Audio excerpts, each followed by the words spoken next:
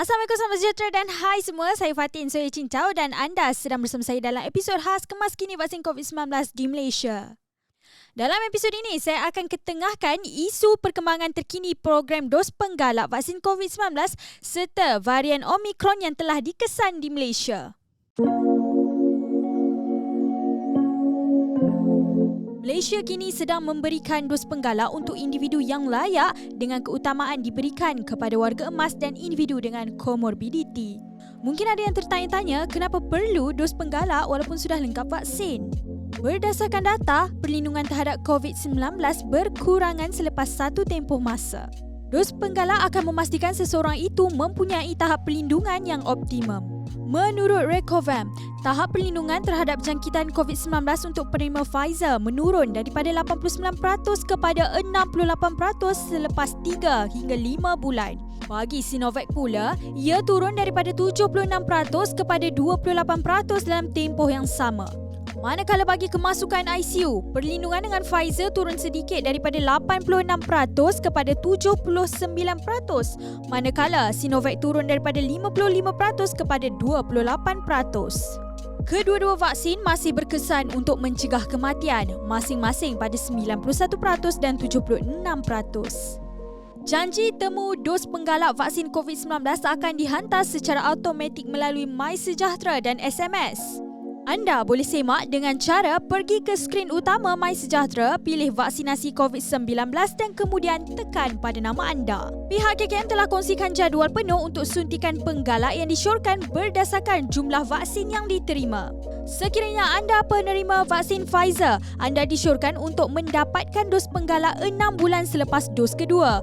Pfizer adalah dos penggalak yang disyorkan manakala AstraZeneca dibenarkan untuk mereka yang berumur 50 tahun ke atas. Buat penerima AstraZeneca, mereka juga disyorkan untuk mendapatkan booster 6 bulan selepas dos kedua. AstraZeneca ialah suntikan penggalak yang disyorkan dan Pfizer juga dibenarkan sebagai alternatif.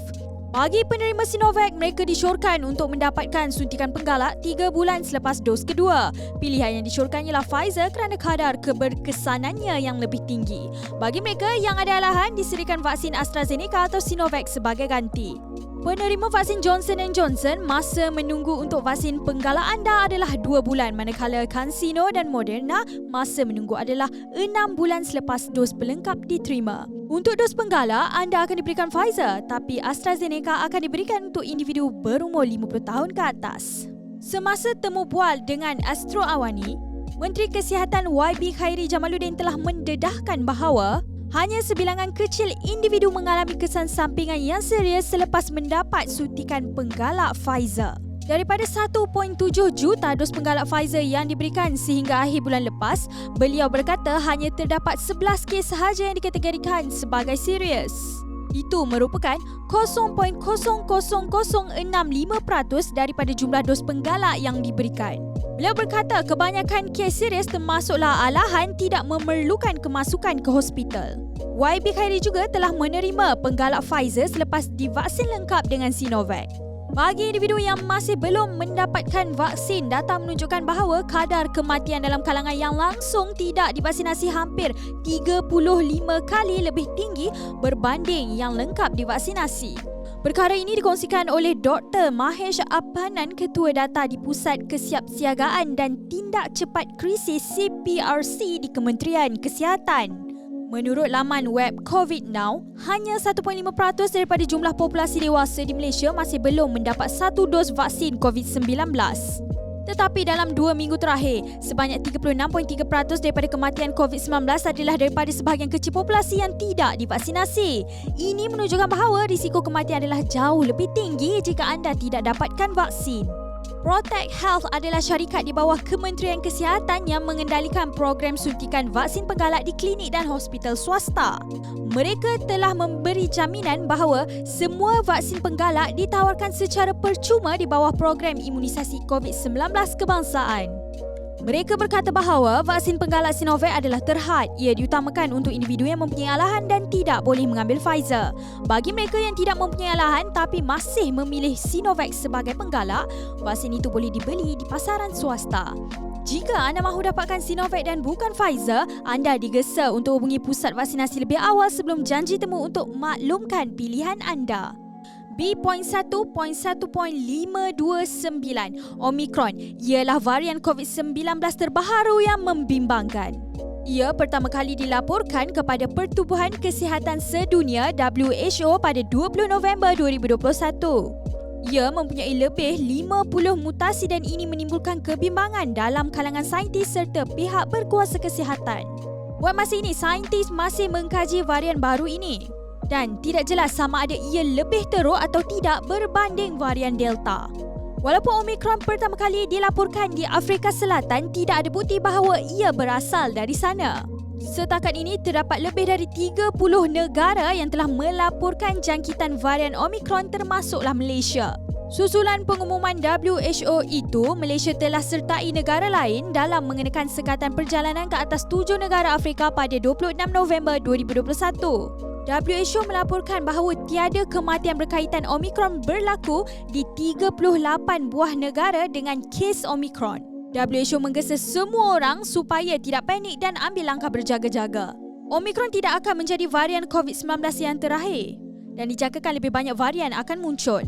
Jadi adalah sangat penting untuk memberikan vaksin secara adil kepada semua negara termasuklah negara yang miskin. Pada minggu lalu, Malaysia melaporkan kes Omicron pertama. Ia melibatkan pelajar asing berusia 19 tahun yang belajar di Perak.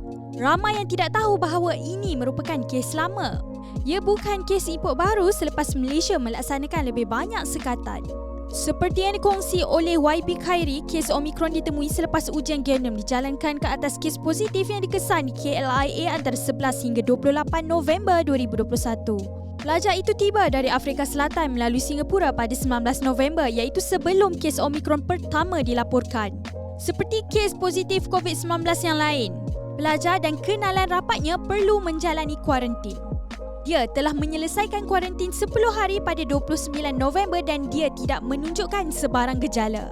Kementerian Kesihatan telah memanggil pelajar itu dan 7 kenalan rapatnya untuk ujian calit RT-PCR pada 3 Disember. Didapati semua mereka adalah negatif. Setakat ini, kes ini adalah satu-satunya kes Omicron yang dilaporkan di Malaysia. Kepantasan untuk mengesannya bergantung pada kapasiti ujian penjujukan genom. Untuk mengekang penyebaran varian Omicron, Kementerian Kesihatan telah mengumumkan SOP baru untuk pelancong yang akan datang.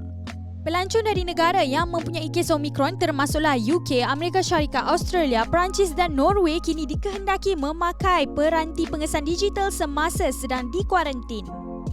Pelawat yang merancang untuk memasuki Malaysia melalui Vaccinated Travel Lane mesti menjalani ujian PCR COVID-19 48 jam sebelum perjalanan. Kementerian Kesihatan menasihatkan semua warga emas dan individu yang mempunyai komorbiditi supaya menangguhkan rancangan untuk melancong ke luar negara berikutan penemuan varian Omicron. Bagi rakyat Malaysia yang melancong ke luar negara, anda dinasihatkan untuk mematuhi SOP daripada Kementerian Kesihatan seperti memakai pelitup muka.